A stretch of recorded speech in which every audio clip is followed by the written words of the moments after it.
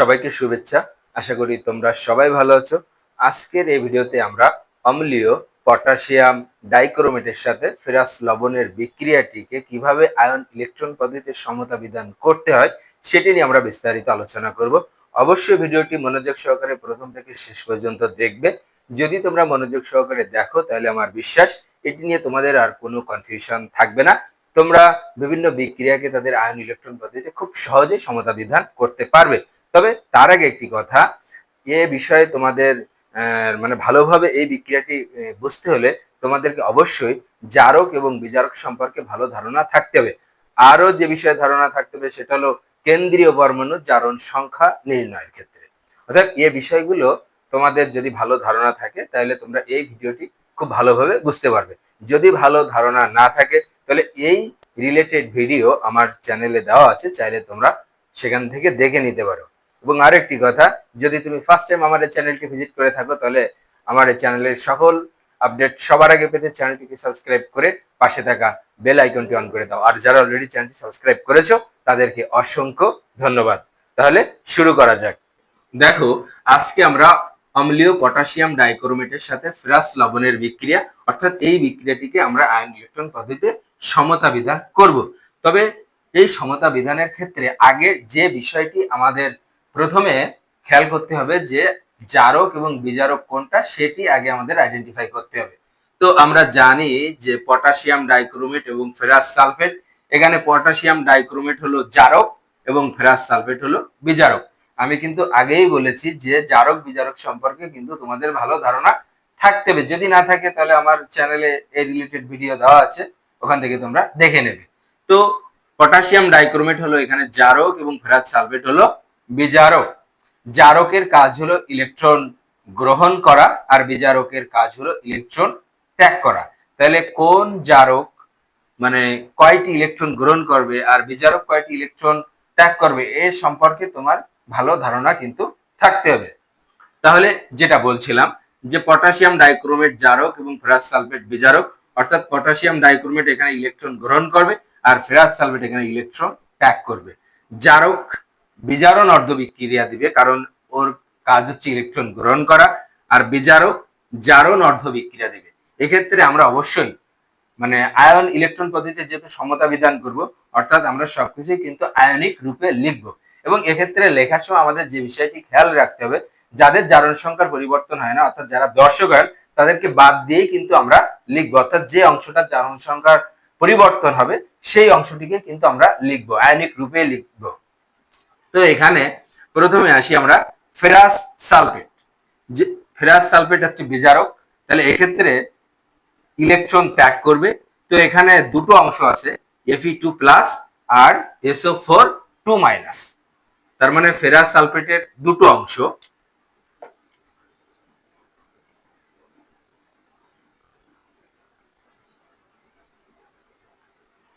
একটি হচ্ছে Fe2+ আর একটি হচ্ছে SO4 2-। তো SO4 2- অর্থাৎ সালফেট আয়নের এখানে কোনো জারণ সংখ্যার পরিবর্তন হয় না, এটি দর্শক আয়ন হিসেবে কাজ করবে। তাহলে আমরা যেটা লিখবো সেটা হচ্ছে Fe2+। তাহলে আমি আবারও বলছি যে ফেরাস সালফেট এখানে হচ্ছে বিজারক, অর্থাৎ ও ইলেকট্রন দান করবে। আর যেহেতু ইলেকট্রন দান করবে, যারা ইলেকট্রন দান করে তারা হচ্ছে জারণ অর্ধ বিক্রিয়া দিবে। তাহলে প্রথমে হচ্ছে Fe2+, ঠিক আছে, Fe2+। খেয়াল করো, তাহলে আমরা কিন্তু এখানে দুটো অংশ একটা হচ্ছে Fe2+ আর SO4 2-। এখান থেকে যে অংশটা জারণ সংখ্যার পরিবর্তন হবে সেইটাকেই আমরা লিখবো। এখানে সালফেট 2- দর্শক আয়ন হিসেবে কাজ করবে এবং এর জারণ সংখ্যার কোনো পরিবর্তন হয় না। তো আমরা আগেও কিন্তু শিখেছিলাম যে Fe2+ যদি থাকে তাহলে বিক্রিয়ার পরিবর্তিত যে রূপটা হবে সেটি হবে Fe3+। খেয়াল করো, এটা কিন্তু আমাদের অবশ্যই মনে রাখতে হবে যে Fe2+ থাকলে বিক্রিয়ার পরিবর্তিত রূপ হবে Fe3+। দেখো, এখানে দুইটা ইলেকট্রন ঘাটতি, এখানে কিন্তু তিনটা ইলেকট্রন কিন্তু ঘাটতি হয়ে গেছে, ঠিক আছে। তাহলে দুইটা ঘাটতি ছিল, এখন তিনটা ঘাটতি, তাহলে কি ঘটনা ঘটলো? তাহলে নিশ্চয়ই Fe2+ একটি ইলেকট্রন কাউকে দান করে দিচ্ছে। তার মানে Fe2+ কিন্তু এখানে একটি ইলেকট্রন দান করেছে। আর ইলেকট্রন দান করলে আমরা ডান পাশে এটাকে আমরা লিখতে পারি প্লাস আকারে, ঠিক আছে। ডান পাশে আমরা প্লাস আকারে লিখবো, আমরা বাম পাশে মাইনাস আকারেও কিন্তু লিখতে পারি। এরপরে আসো বিজারণ অর্ধ বিক্রিয়া। তো বিজারণ অর্ধ বিক্রিয়া কে দিবে? জারক, অর্থাৎ যে ইলেকট্রন গ্রহণ করে, আর ইলেকট্রন যারা গ্রহণ করে তারাই দেয় বিজারণ অর্ধ বিক্রিয়া, মানে বিজারণ বিক্রিয়া দিবে আর কি। তো অর্ধ বিক্রিয়া কেন? আমরা এটাকে কিন্তু আয়নিক রূপে লিখছি, এবং জারণ অর্ধ বিক্রিয়া আর বিজারণ অর্ধ বিক্রিয়া মিলেই কিন্তু একটা পূর্ণ বিক্রিয়া হয়। তাহলে এখানে হচ্ছে যে জারক সেটা হলো পটাশিয়াম ডাইক্রোমেট, পটাশিয়াম ডাইক্রোমেট। এখানেও কিন্তু দুটো অংশ, একটা হচ্ছে পটাশিয়াম পজিটিভ আর একটা হচ্ছে ডাইক্রোমেট, মানে Cr2O7 2-। ঠিক আছে, তো পটাশিয়াম পজিটিভ এই অংশটার কিন্তু জারণ সংখ্যার কোনো পরিবর্তন হয় না, তাই ওই পটাশিয়াম পজিটিভটাকে আমরা বাদ দিয়ে লিখবো, অর্থাৎ আমরা যেটা লিখবো সেটা হলো Cr2O7 2-। ঠিক আছে,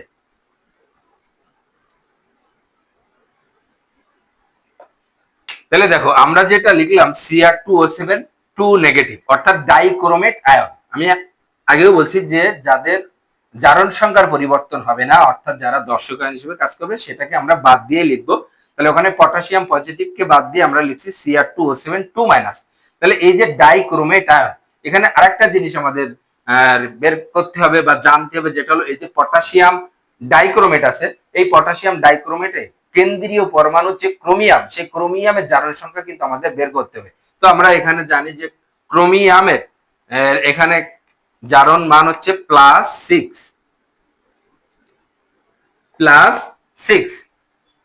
কিভাবে হয় দেখো, এখানে যদি আমরা বের করি 7×2=14, অর্থাৎ -14, আর এখানে হচ্ছে +2, তার মানে হচ্ছে -12।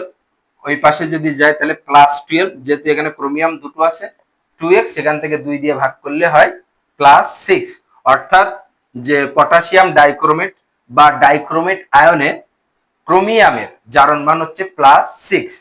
তো যদি পটাশিয়াম ডাইক্রোমেট যদি বিক্রিয়ায় ব্যবহৃত হয়, তাহলে সেক্ষেত্রে বিক্রিয়ার যে পরিবর্তিত রূপ, অম্লীয় মাধ্যমের যে বিক্রিয়ার যে পরিবর্তিত রূপ, সেটা কিন্তু হবে ক্রোমিয়াম Cr3 পজিটিভ। ঠিক আছে, Cr3 পজিটিভ। তাহলে খেয়াল করো, এখানে এটা কিন্তু আমাদের মনে রাখতে হবে। তাহলে ক্রোমিয়াম, যে ক্রোমিয়ামের জারণ মান কিন্তু এখানে +6, এখানে কিন্তু 3 পজিটিভ। এই যে ক্রোমিয়ামের জারণ মান +6, এটা কিন্তু একটি ক্রোমিয়ামের জন্য, +6, এখানে ক্রোমিয়ামের জন্য 3 পজিটিভ, অর্থাৎ 6টি ইলেকট্রন ঘাটতি ছিল, এখানে কিন্তু 3টা ইলেকট্রন ঘাটতি আছে, অর্থাৎ সে নিশ্চয়ই কি করেছে, সে নিশ্চয়ই 3টি ইলেকট্রন কিন্তু গ্রহণ করেছে। তো যদি 3টা ইলেকট্রন গ্রহণ করে, এখানে ক্রোমিয়াম আছে কয়টা? 2টা। তাহলে একটি ক্রোমিয়াম যদি 3টা ইলেকট্রন গ্রহণ করে, তাহলে 2টি ক্রোমিয়াম কয়টা ইলেকট্রন গ্রহণ করবে? মোট 6টি ইলেকট্রন গ্রহণ করবে। তাহলে এখানে আমরা সেই জন্য লিখলাম 6 ইলেকট্রন। সমতা করবার জন্য এখানে আমাকে 2 দিতে হবে। কেন 2 দিলাম? আমরা আগেই বলেছি যে এখানে একটি ক্রোমিয়ামের জারণ মান হচ্ছে +6, এখানে ক্রোমিয়ামের জারণ মান 3 পজিটিভ, অর্থাৎ এখানে 6টা ঘাটতি, এখানে 3টা ঘাটতি, তার মানে নিশ্চয়ই সে ইলেকট্রন গ্রহণ করেছে, তাই ঘাটতি কমে গেছে। তার মানে 3টা গ্রহণ করেছে, যেহেতু এখানে ক্রোমিয়াম 2টা, তাহলে 2টা ক্রোমিয়াম 6টা ইলেকট্রন গ্রহণ করবে। সমতা করবার জন্য এখানে আমরা 2 দিয়েছি। এবার যে বিষয়টা হলো, এখানে অক্সিজেন কয়টা আছে? 7টা। তাহলে যেহেতু এখানে বাম পাশে 7টা অক্সিজেন আছে, ডান পাশে আমরা 7 অণু পানি লিখব। কয় অণু পানি লিখব? 7 অণু পানি লিখব। আর বাম পাশে যেটা লিখবো আমরা, এখানে প্লাস আকারে 7×14টা H পজিটিভ। ঠিক আছে, এটা নিয়ে আমরা গত ভিডিওতেও কিন্তু আমরা আলোচনা করেছিলাম যে এখানে যে বিজারণ অর্ধ বিক্রিয়া, এখানে যে কয়টা অক্সিজেন থাকবে, অর্থাৎ এখানে 7টা অক্সিজেন আছে, আমরা ডান পাশে 7 অণু পানি লিখবো। যদি 6টা থাকতো 6 অণু পানি লিখতাম, যদি 4টা থাকতো 4 অণু পানি লিখতাম। এবার এখানে 7 দুগুণী কয়টা? 7 দুগুণী 14টা হাইড্রোজেন আছে এখানে, তাই আমরা বাম পাশে 14টা H পজিটিভ লিখবো। ঠিক আছে, তাহলে আমরা এটাকে 1 নাম্বার সমীকরণ এবং এটাকে আমরা 2 নাম্বার সমীকরণ দিলাম। এইবার আমাদের যেটা করতে হবে, এই দুটো ইকুয়েশনে আমাদের কিন্তু ইলেকট্রন সমান করতে হবে। তো 1 নাম্বার সমীকরণে ইলেকট্রন ছিল একটি, 2 নাম্বার সমীকরণে ইলেকট্রন আছে 6টি। তাহলে আমরা যেটা করতে পারি, 1 নাম্বার সমীকরণকে 6 দ্বারা গুণ করে 2 নাম্বার সমীকরণকে 1 দ্বারা গুণ করে আমরা যোগ করব। খেয়াল করো, যেহেতু 1 নম্বর সমীকরণে ইলেকট্রন ছিল একটি আর 2 নম্বর সমীকরণে ইলেকট্রন আছে 6টি, তাই আমরা 1 নম্বর সমীকরণকে 6 দ্বারা গুণ করলাম আর 2 নম্বর সমীকরণকে 1 দ্বারা গুণ করে এটাকে আমরা যোগ করব। ঠিক আছে, তাহলে যদি আমরা এই সমীকরণকে অর্থাৎ 1 নম্বর সমীকরণকে যদি আমরা 6 দ্বারা গুণ করি তাহলে কি হয়, দেখো গুণ করে আমরা কিন্তু এর বাম পাশ যোগ করব, তারপর ওর ডান পাশ যোগ করব। তাহলে এখানে হলো 6Ap2 positive, Cr2O7 2 negative plus 14টা H পজিটিভ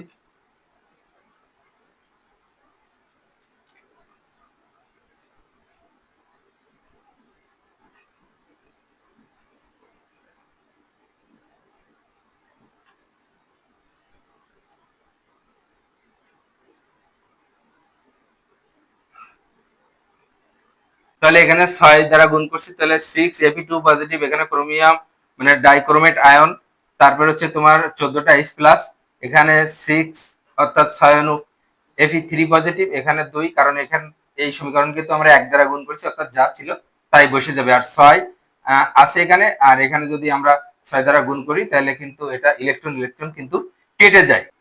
এরপরে দেখো আমরা যে দর্শক আয়ন বাদ দিয়েছিলাম অর্থাৎ পটাশিয়াম পজিটিভ এবং SO4 নেগেটিভ, এই দুটো দর্শক আয়নকে আমরা বাদ দিয়েছিলাম। তো এই দর্শক আয়ন সহ অর্থাৎ প্রয়োজনীয় দর্শক আয়ন সরবরাহ করে পায়, অর্থাৎ এই যে আমাদের আয়নিক যে সমীকরণটা আসলো জারণ অর্ধবিক্রিয়া এবং বিজারণ অর্ধবিক্রিয়ার সমন্বয়, এক্ষেত্রে আমরা প্রয়োজনীয় দর্শক আয়নটা সরবরাহ করে লিখব।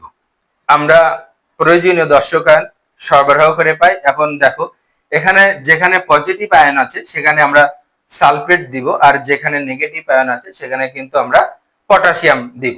ঠিক আছে, তাহলে এখানে Fe2 প্লাস, তাহলে এখানে হবে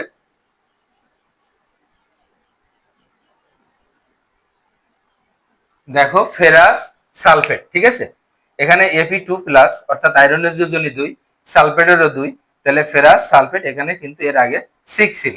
এরপরে এখানে আসবে তাহলে পটাশিয়াম। ঠিক আছে, তাহলে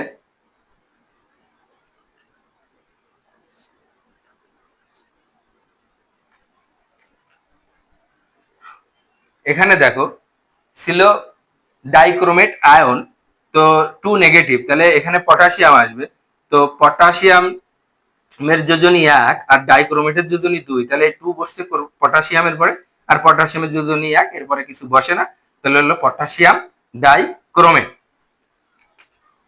এরপরে দেখো এখানে আছে 14টা তোমার H প্লাস, তাহলে এখানে হবে আমি প্রথমে সালফিউরিক অ্যাসিড নিলাম H2SO4, তাহলে এখানে 14, তার মানে এখানে যদি আমি 7 দিই তাহলে কিন্তু 7 দুগুণী, এখানে যদি আমি 7 দিই তাহলে কিন্তু 7 দুগুণী 14টাই হয়, কিন্তু আমি এখানে যদি 14 বসাতাম তাহলে 14 দুগুণী কিন্তু 28টা হাইড্রোজেন হয়ে যেত বা H প্লাস হতো, তাহলে এখানে আমি 7 দিলেই কিন্তু আমার 7 দুগুণী 14, অর্থাৎ হাইড্রোজেন আয়নের সংখ্যা কিন্তু 14টা হবে, যে কারণে আমি কিন্তু এখানে 7 অণু সালফিউরিক অ্যাসিড দিয়েছি। ঠিক আছে,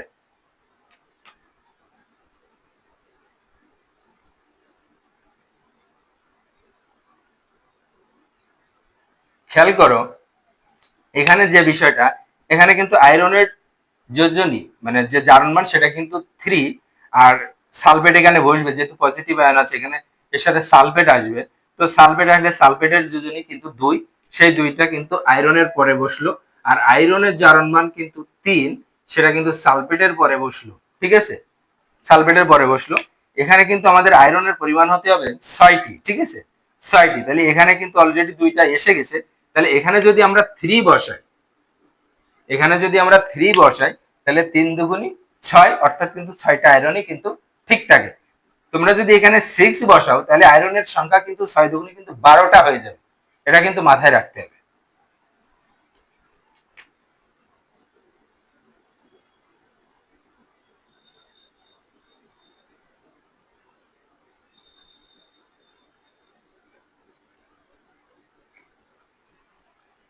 এবার দেখো পরবর্তীতে ক্রোমিয়াম 3 পজিটিভ, তাহলে এখানে সালফেট আসবে, তাহলে ক্রোমিয়ামের যোজনী কিন্তু 3 আর সালফেটের 2, তাহলে সালফেটের 2 ক্রোমিয়ামের ঘাড়ে বসলো আর ক্রোমিয়ামের 3, তাহলে এখানে ক্রোমিয়াম কিন্তু দুইটাই ছিল, ঠিক আছে, ক্রোমিয়াম কিন্তু দুইটাই ছিল, তাহলে এখানে কিন্তু আমরা 2 কিন্তু অলরেডি চলে আসছে এই সংকেত লেখার সময়, তাই আলাদাভাবে এখানে কিন্তু আর 2 দেওয়া লাগবে না।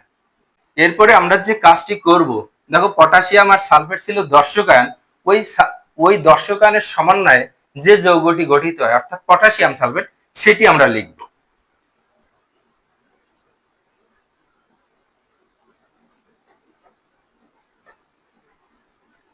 ঠিক আছে, অর্থাৎ এখানে পটাশিয়ামের জারণ মান 1 এবং সালফেটের জারণ মান 2, তাহলে এখানে পটাশিয়াম সালফেট K2SO4। এরপরে আর বাকি থাকে পানি, আমরা 7 অণু পানি লিখলাম। ঠিক আছে, আবারও দেখো এখানে 6 অণু ছিল, তাহলে ফেরাস সালফেট, তাহলে এখানে ফেরাস অর্থাৎ আয়রন আর সালফেট বসবে, তো আয়রনের যোজনী 2, সালফেটের যোজনী 2, কারোর ঘরে কিছু বসে না, এখানে তোমার 6 এখানে বসে গেল। এরপরে তোমার ডাইক্রোমেট আয়ন ছিল এখানে, এখানে পটাশিয়াম আসবে দর্শকায়ন, তাহলে পটাশিয়াম ডাইক্রোমেট আসলো, ডাইক্রোমেটের যোজনী 2, পটাশিয়ামের ঘরে কিন্তু 2 বসছে। এরপরে এখানে 14টা এইচ পজিটিভ ছিল, তাহলে এইচ পজিটিভ থাকলে 14টা আমরা যে সালফিউরিক অ্যাসিড আসবে, এখানে হাইড্রোজেনের সাথে সালফেট আসবে, তাহলে সালফিউরিক অ্যাসিড হবে। এখানে যদি আমরা 7 বসে, তাহলে 7 দুগুণে 14টা এইচ প্লাস কিন্তু ঠিক থাকে। এখানে Fe3 পজিটিভ, তাহলে এখানে আসবে তোমার সালফেট দর্শকায়ন, তাহলে এই আয়রনের যোজনী 3 আর সালফেটের যোজনী 2, এখানে যেহেতু 6টা ছিল, তাহলে এর আগে 3 দিলে তোমার 3 দুগুণে 6 হয়ে যায়। ঠিক আছে, এরপরে দেখো এখানে ক্রোমিয়াম সালফেট, ক্রোমিয়ামের যোজনী 3, সালফেটের ঘাড়ে বসছে, সালফেটের যোজনী 2, যদি এখানে 2 ছিল, এখানে অলরেডি সংকেতটা লেখার সময় 2 চলে আসছে, তাই এখানে আর কোনো কিছু দেওয়া লাগবে না। এরপরে আমরা বলছিলাম যে পটাশিয়াম সালফেট অর্থাৎ যে দর্শকায়ন, সেই দর্শকায়নের সমন্বয়ে যে যৌগটি, সেই যৌগটি আমরা লিখবো সংকেত পটাশিয়াম সালফেট, তারপরে লাস্টে আমাদের পানি। এটাই ছিল আজকের যে আয়ন ইলেকট্রন পদ্ধতিতে পটাশিয়াম ডাইক্রোমেটের সাথে ফেরাস লবণের বিক্রিয়া। তোমরা যদি মনোযোগ সহকারে প্রথম থেকে শেষ পর্যন্ত দেখে থাকো, তাহলে আমার বিশ্বাস তোমরা এটি খুব ভালোভাবে বুঝতে পারবে এবং এটিকে তোমরা আয়ন ইলেকট্রন পদ্ধতিতে সমতা বিধান করতে পারবে। ঠিক আছে, তো সবাই ভালো থেকো, সুস্থ থেকো, দেখা হবে আগামী ক্লাসের ভিডিওতে।